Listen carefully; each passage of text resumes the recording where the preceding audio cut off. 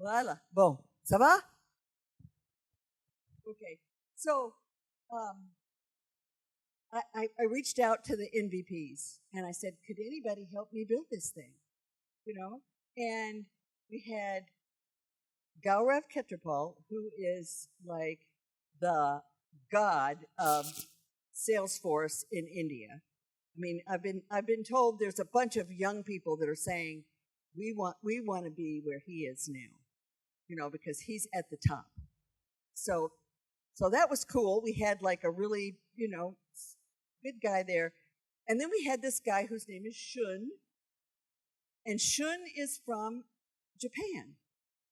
And Gaurav got together his whole company. They declared it their social responsibility for the year, corporate social responsibility for the year.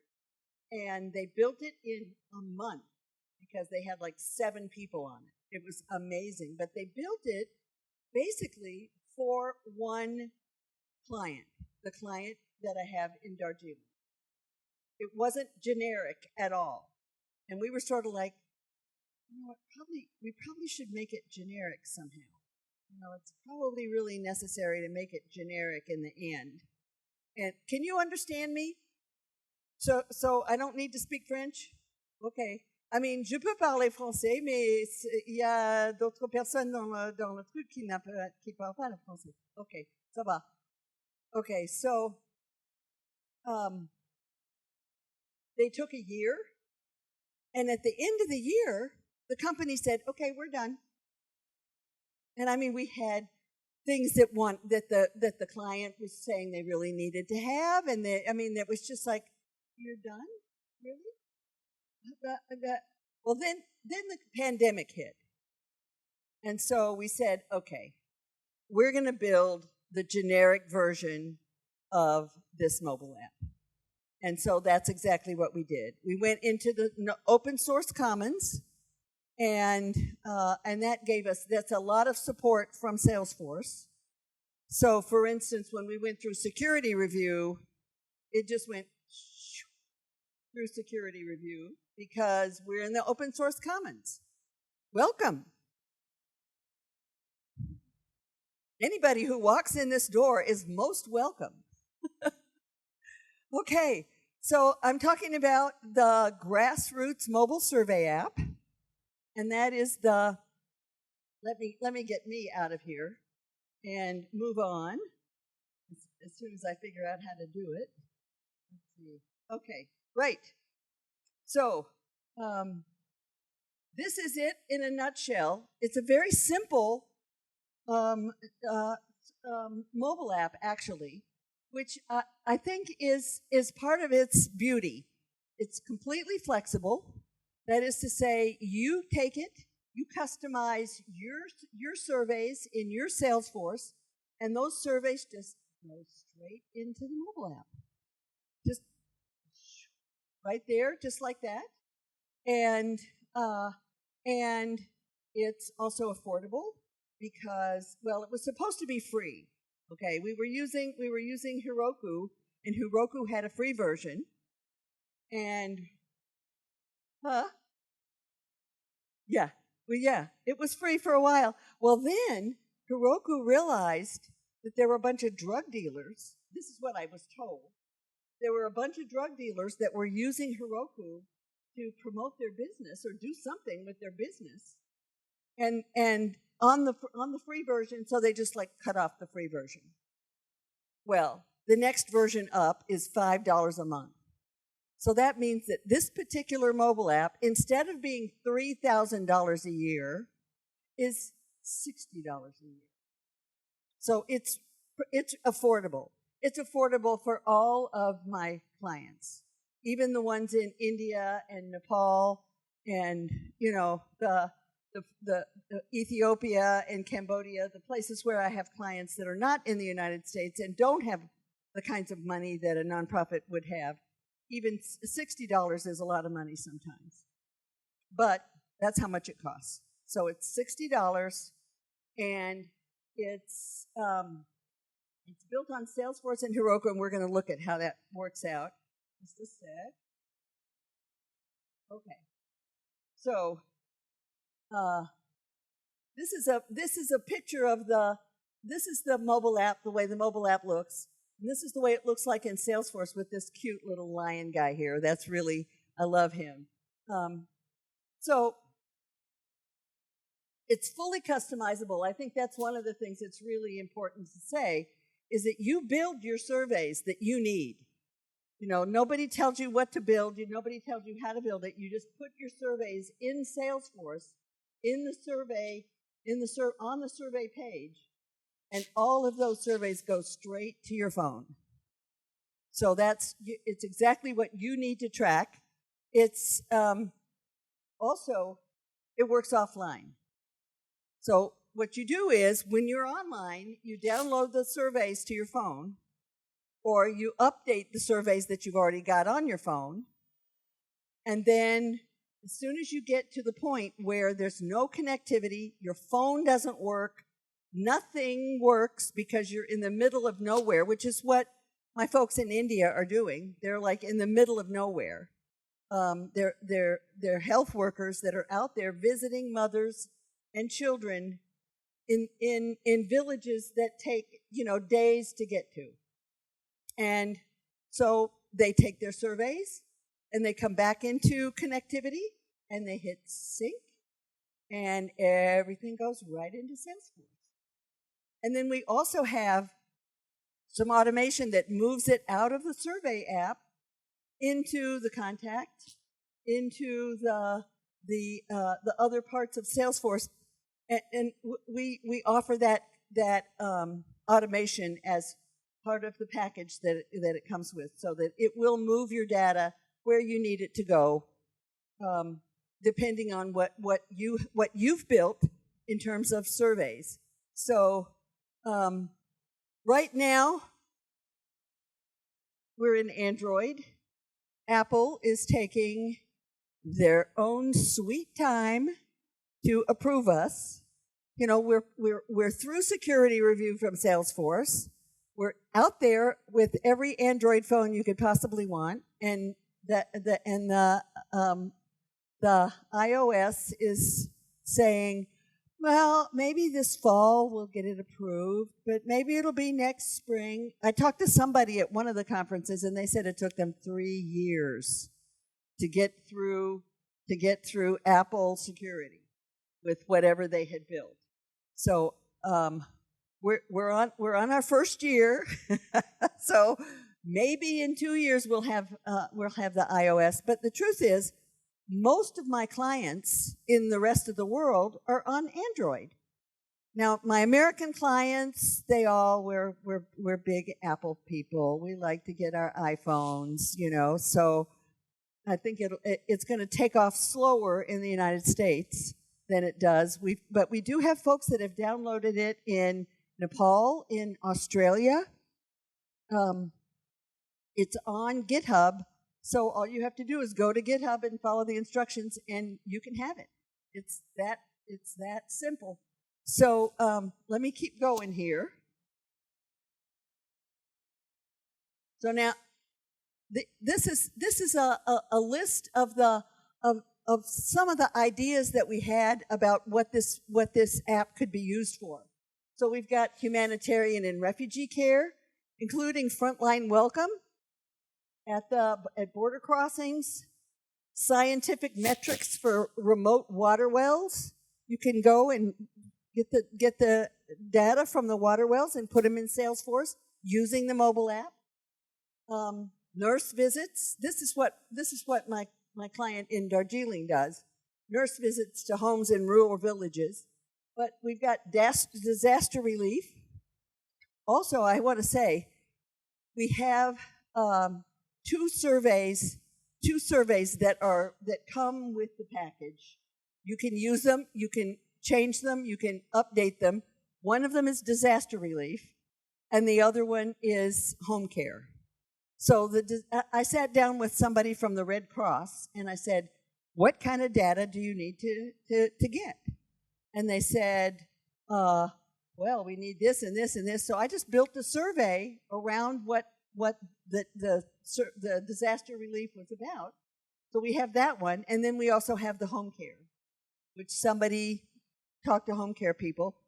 And then if you want to use them, you can use them. And if you want to do your very own thing, you can do that. Because it's a blank page. You can customize it however you want.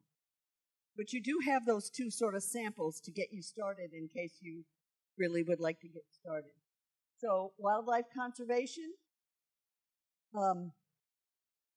Sanctuary field worker collects health checkups on residents. We're thinking residents are like birds, or like elephants, or like zebras. It's if you're in Africa, there's all kinds of residents that maybe need to have their health checked. So, and then climate protection, including surveying residents to measure the impact of community education programs, for instance. So these are just some of the ideas that we came up with for trying to inspire people to actually try this, because there's so many ways that this can be used. It's not just go out and find out who's sick and who isn't sick, or who needs more food or who doesn't need more food. Although those are very important ideas that we want to emphasize, but still there's any kind of survey that you can imagine it will work with the mobile app. So this is a slide that was made for us that actually now goes over everything I've already said. So sometimes I think I'm going to take it out, but really, so it's like create custom surveys, gather data on the mobile apps, offline or online, secure, no more clipboards, no more papers, that, and that right there is massive, because mostly what happens when you've got people with a clipboard that goes out to talk to people, they come back with a sheet of paper. And somebody has to type it into Salesforce if they're going to. And if they happen to leave the company, the person that types them into this, then you just get a big pile of papers. And nobody is there to actually fill it in. Whereas this is sync. That's how it works. Okay, configure the mobile app users, sync the data when you're back online, and visualize the data in reports and dashboards. And they put together this really cute little sort of dashboardy thing, because that eventually that's going to be the goal. You want a dashboard that shows what impact your organization has had on whatever population that's out there. You're looking for that impact. You're looking for what have we really done? What have we done that actually makes a difference in the world? And most nonprofits haven't figured out how to do that. I mean, it's that, they've got some rough ideas about how they're saving the world, but how they're actually saving the world, this is the kind of thing that can really make a big difference. So, let's see. Here's the team of folks. There's Shun Kunsaka. He's our guy in Japan. After the Indians all disappeared because they ran out of their corporate social responsibility year, Shun had been sitting around the whole time, and I kept saying to Gaurav, I think you should give Shun some work. Maybe you need to give him a little something to do. And they were like, yeah, okay, whatever. I mean, they just ignored him. I just was so mad at them because they were acting like a little club in India, and Shun was off there in Japan. But once they left, boom, Shun becomes the developer in this whole deal, which is really wonderful because he's very, very good. He works at Accenture in Tokyo, and he's very good. Huh? I think he may be. Yeah. Oh, well, so you know more than I do about him. That's good. Dar is working at Idealist, and she is our project manager, and oh my God, she's wonderful. I mean, because I was being the project manager, and she's so much better than me. And there's me. And this is my Salesforce administrator in India, who works with me now, off and on. And and he's the one who really implemented it in India. And Andy is our automation guy. He does. I don't know if you know. Do you know Andy? This one, Andy Utkand. Yeah, he's the animation guru of the universe. And then Chung Moon, she also is a developer, and she's just very good. So she's the one who does a lot of the testing in our team. So, okay, so here's how it works. Beam configures. This is sort of like we're sort of pretending that this is how it works. Beam is going to configure the Grassroots mobile survey and builds the surveys and sets up the mobile users. And then, did you want to say something? Time. Oh, okay. Well, that's too bad because I have a trip to India on here that I was going to show you, but apparently it sort of got away from us. Oh well. So, does anybody have any questions?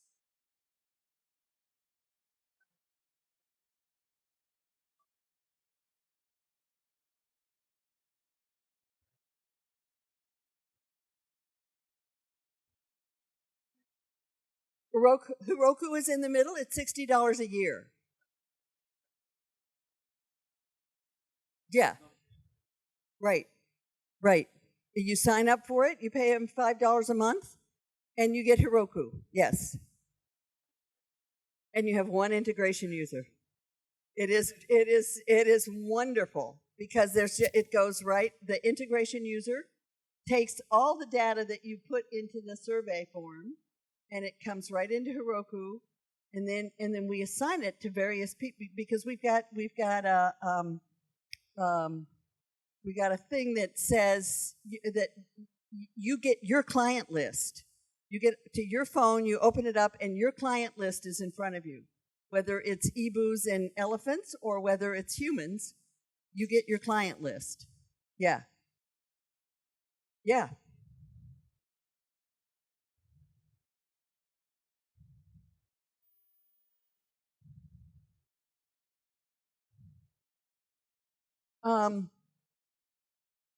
You create a custom field for every question you want. In other words, you build a survey in Salesforce. And so whatever, you can use the survey that we've got, or you can build your own, but then that whole list of fields goes to the phone. Just by Heroku, via Heroku. So, questions in the back here?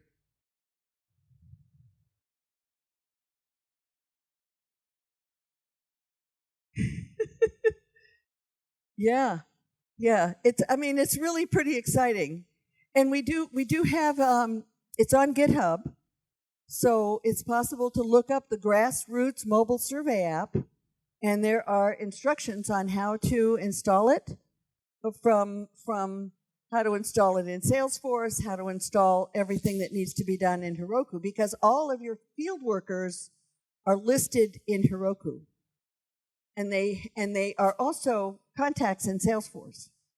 And they have an email address in Salesforce, and Heroku verifies their email address in Salesforce, and then sends them the surveys.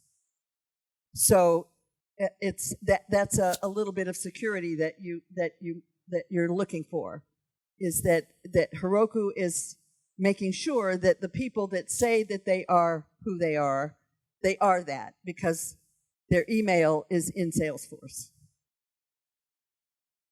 So cool. All right. I don't know, what time is it?